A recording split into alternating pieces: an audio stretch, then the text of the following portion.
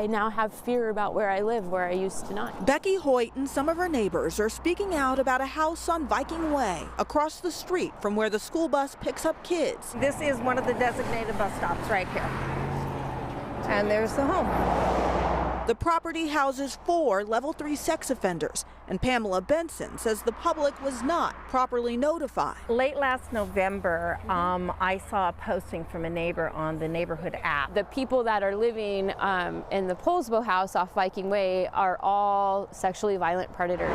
The men have served their time for the criminal offenses they committed. The state of Washington intervened to say they were too dangerous to be at large in the community, and then they were civilly committed and sent to McNeil Island for custody, and now they're out on a less restrictive alternative placement. The less restrictive alternatives are known as an LRA, and the state's Department of Social and Health Services contracted the running of the home out to West Sound Support Services, LLC. The private company was sent a letter from Jim Bolger, interim director of Kitsap County's Department of Community Development.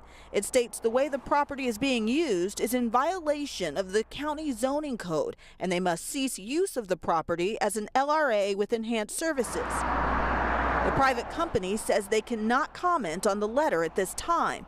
DSHS says they're aware of the letter and are reviewing it. It's a step in the right direction, I think. Yeah. Don't you? Yeah. Yeah. We don't know, we can't anticipate what the other side is going to do, whether or not they're going to comply or appeal to the county's decision. In the home, the men wear GPS devices and are monitored around the clock.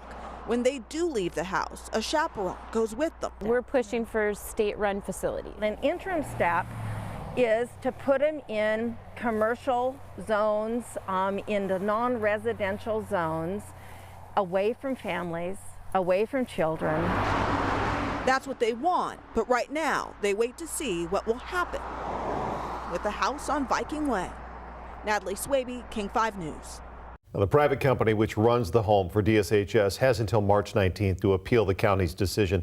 As for the neighbors on Viking Way, they have formed a group called Washington State for Public Safety, and they're now working toward new laws because they say what's happening in their neighborhood is also happening in other communities all across the state.